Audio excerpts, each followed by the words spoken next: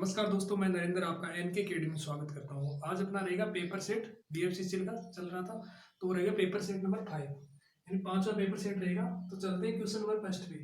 तो अपना question number first है एक्स एन बराबर यू एन, जहाँ पे आपका यू एन हो।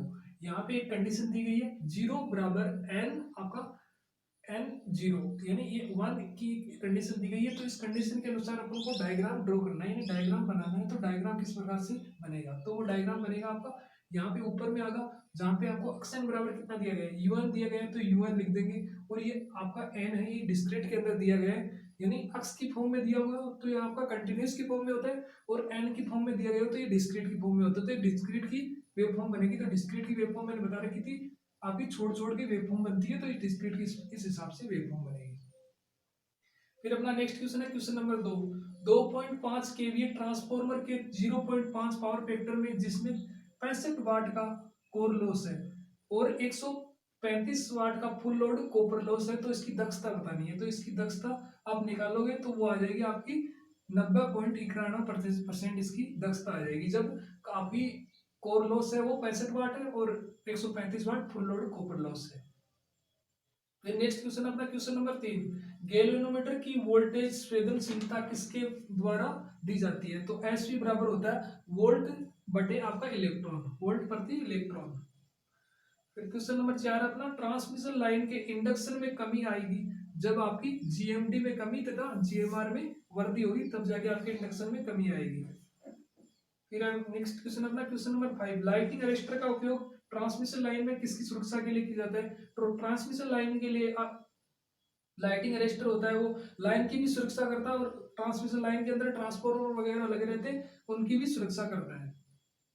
फिर अपना नेक्स्ट क्वेश्चन है क्वेश्चन नंबर 6, फीडर मुख्य रूप से किसके दृष्टिकोण पर बनाया जाता है। तो फीडर बनाया जाता है आपकी ये देख के बनाया जाता है कि धारा की वहन क्षमता कितनी, उस हिसाब से अपना फीडर तैयार किया जाता है। फिर अपना नेक्स्ट क्वेश्चन है question number 7, air circuit breaker का प्रयोग अपने करते हैं, वो करते हैं 11 केवी से ऊपर करते हैं एयर सर्किट ब्रेकर का प्रयोग। फिर अपना नेक्स्ट क्वेश्चन है क्वेश्चन नंबर 8, एक फेज नियंत्रित फेज कंट्रोल कन्वर्टर को कन्वर्ट करने के लिए इस्तेमाल किया जाता है, यानी फेज कंट्रोल कन्वर्टर होता है वो किसको चेंज करता है, वो करता है आपका एसी टू डीसी। क्या करता है, एसी टू डीसी। फिर अपना नेक्स्ट क्वेश्चन है क्वेश्चन नंबर 9, प्रतिरोधक भार वाले एक यानी single phase AC voltage converter में आउटपुट वोल्टेज का औसत मान एवरेज मान बताना है, तो वो होता है आपका वीएम बटे 2 पाई कोष्टक 1 प्लस कोस एल्फा। फिर अपना 10 नंबर का क्वेश्चन है, रिलेक्टेंस मोटर एक है, रिलेक्टेंस मोटर होती है वो होती है आपकी सिंक्रोनस मोटर होती है जो कि ऑटोमेटिक चलती है, यानी स्वचालित तुल्यकालिक मोटर होती है, वो होती है अभी रिलेक्टेंस मोटर। फिर अपना जूल का नियम है, जूल के नियम का समीकरण बराबर एच बराबर होता है आपका आई स्क्वायर आर टी बटे 4.2। जूल का नियम है, ये आपको ध्यान में रखना है, ये आपका मोस्ट इंपोर्टेंट है, यहाँ से क्वेश्चन बन सकता है आई स्क्वायर आर टी बटे 4.2। फिर अपना ध्रुव सामर्थ्य की इकाई, ध्रुव सामर्थ्य की अलग अलग इकाई होती है, उसमें से एक इकाई होती है आपकी एम्पियर मीटर। फिर नेक्स्ट क्वेश्चन है अपना परिपथ में वोल्टेज का मान बताइए। ये आपको सर्किट डायग्राम दिख रहा है, इसमें आपका वोल्टेज का मान बताना है। तो वोल्टेज का मान बताने के लिए यहाँ पे अपनी 3 एम्पियर की करंट फ्लो हो रही है, तो यहाँ पे अपन मान लेते हैं 3 माइनस ए, अपनी 3 माइनस आई है ना, ये करंट फ्लो हो रही है। तो अब ये सर्किट है, इसका सर्किट का कोई काम नहीं है, यहाँ से अपना क्लोज पाथ बन रहा है, तो यहाँ पे क्लोज पाथ बन रहा है, तो यहाँ पे देखेंगे तो अब आई माइनस थ्री प्लस आई बराबर 0, 2 आई बराबर 6, आई बराबर 3, तो आई की वैल्यू आ गई यहाँ पे 3, तो आपका रेजिस्टेंस की वैल्यू 1 ओम, तो V बराबर आई आर होता है, तो 3 को 1 से मल्टीप्लाई करोगे तो 3 वोल्टेज आ जाएगा इससे। फिर अपना नेक्स्ट क्वेश्चन है क्वेश्चन नंबर 14 अपना संधारित्र के परावैद्युत की माप के लिए, यानी संधारित्र की परावैद्युत के माप के लिए उपयोग किया जाने वाला एसी ब्रिज कौन सा है, तो वो है आपका शेयरिंग ब्रिज। कौन सा है, शेयरिंग ब्रिज। तो ये क्वेश्चन अपना 14 कंप्लीट हो गए, तो इसका स्क्रीनशॉट ले लो, इनको नोट कर लो।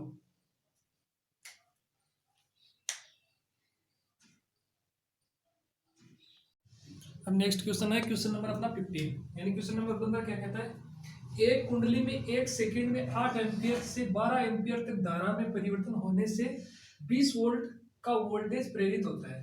तो अपन को प्रेरित्व का मान बताना है। तो प्रेरित्व बराबर क्या होता है आपका एल, आपका V बराबर होता है L D I upon D T. तो एल बराबर क्या होगा, तो इसके अंदर अपन लिखेंगे वैल्यू रखेंगे, तो वोल्टेज अपन को 20 दिया गया, अपन चेंजिंग परिवर्तन की दर यहाँ पे है 12 माइनस 8 कितने 4, तो ये हो गई आपकी एल बराबर आ गया 5 हेनरी। कितना आया 5 हेनरी, यानी प्रेरकत्व का मान कितना आ गया 5 हेनरी। नेक्स्ट क्वेश्चन अपना क्वेश्चन नंबर 16, ट्रांसफार्मर के न्यूनतम वोल्टेज नियमन के लिए शर्त क्या है, तो वो है आपका tan फाई बराबर आर बटे जेड। ये कैसे आता है, फाई बराबर होता है आपका tan इनवर्स आर बटे जेड, इस हिसाब से ये आता है। नेक्स्ट क्वेश्चन अपना क्वेश्चन नंबर 17, एक 6 पोल 250 आर्मेचर कंडक्टर वाला lap wound DC generator 1200 RPM पर चलता है। यदि उत्पन्न ईएमएफ 200 वोल्ट है तो डीसी जनरेटर का ऑपरेटिंग फ्लक्स क्या होगा, तो ई बराबर होता है फाई जेड और फाई जेड अपॉन 60, तो इसका फाई बराबर हो जाएगा ई इंटू 60 बटे आपका एन इंटू जेड। तो इसके अंदर वैल्यू रखेंगे तो आपका आ जाएगा 0.04 वेबर, 0.04 वेबर इसका मान आ जाएगा।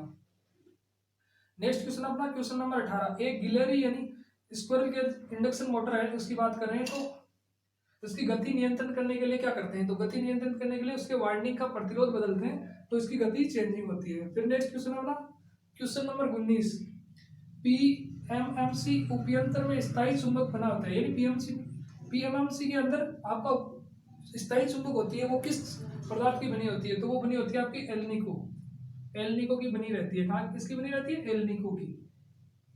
नेक्स्ट क्वेश्चन अपना क्वेश्चन नंबर 20, एससीआर के कितने टर्मिनल होते हैं, तो एससीआर के 3 टर्मिनल होते हैं, एनोड, कैथोड और गेट।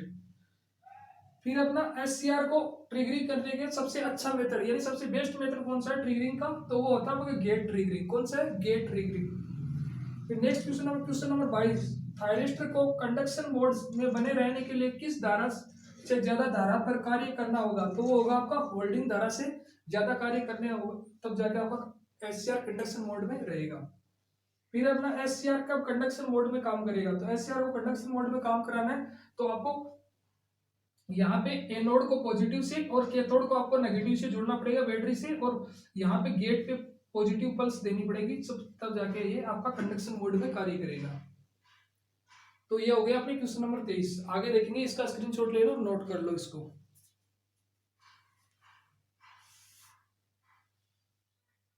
नेक्स्ट क्वेश्चन है अपना क्वेश्चन नंबर 24।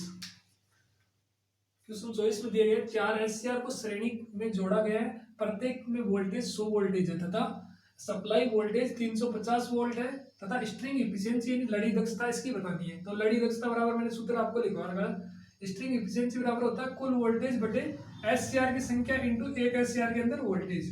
तो इस नीटा बराबर अपन इसके अंदर वैल्यू पुटअप करेंगे तो आपके 350 बटे 4 गुणा 100 बराबर, इसको सोल्यूशन करेंगे तो आ जाएगा 0.875 और इसको प्रतिशत के अंदर निकालेंगे तो ये आ जाएगी 87.5% आपकी नीटा आ जाएगी, स्ट्रिंग एफिशिएंसी आ जाएगी आपकी 87.5%। फिर हम डायरेक्टिंग फैक्टर देखते हैं, तो डायरेक्टिंग फैक्टर मैंने लिखा रखा है वो होता है आपका 1 माइनस आपका नीटा, यानी 1 माइनस स्ट्रिंग एफिशिएंसी होती है वो होता है आपका डायरेक्टिंग फैक्टर। तो 1 माइनस ये जो वैल्यू निकाली ये माइनस करेंगे तो ये आ जाएगा आपका 0.125, यानी 0.125 इसको प्रतिशत के अंदर चेंज करेंगे तो ये आ जाएगी आपका 12.5%। डायरेक्टिंग फैक्टर को अगर परसेंटेज के अंदर देखेंगे तो ये आ जाएगी आपकी 12.5%, और स्ट्रिंग एफिशिएंसी को अगर परसेंटेज के अंदर देखेंगे तो ये आ जाएगी आपकी 87.5%। फिर नेक्स्ट क्वेश्चन अपना क्वेश्चन नंबर 25, स्टेप डाउन का क्वेश्चन है। स्टेप डाउन चॉपर है उसका क्वेश्चन है, तो उसके अंदर अपन को T1 की वैल्यू दी गई है, T की वैल्यू दी गई है और Vs की वैल्यू दी गई है, और अपन को V0 पूछा है। अपन को V0 ज्ञात करना है, यानी V0 ज्ञात करना है, तो V0 ज्ञात करने के लिए मैंने एक फॉर्मूला लिखा रखा है स्टेप डाउन का। V0 बराबर होता है अल्फा Vs और अल्फा बराबर सूत्र लिखा रखा है T1 बटे T। तो T1 बराबर है आपका 5 माइक्रो सेकेंड, T बराबर है आपकी 10 माइक्रो सेकेंड, Vs बराबर है आपका 100 वोल्ट। तो स्टेप डाउन बराबर हो गया आपका V0 बराबर अल्फा Vs। तो अल्फा की वैल्यू होती है अल्फा की, ये आपको इसके अंदर ये रखेंगे T1 बटे T। तो T1 की वैल्यू कितनी है 5 और T की वैल्यू कितनी है 10, तो ये हो गया, और Vs की वैल्यू कितनी है तो ये 100। तो इसको सॉल्यूशन करेंगे तो आपका आ जाएगा 50 वोल्ट, इसका आ जाएगा V0 की वैल्यू आ जाएगी 50 वोल्ट। तो ये आ गया आपका स्टेप डाउन चॉपर का एक क्वेश्चन हो गया। तो इसका स्क्रीनशॉट ले लो और इसको नोट कर लो।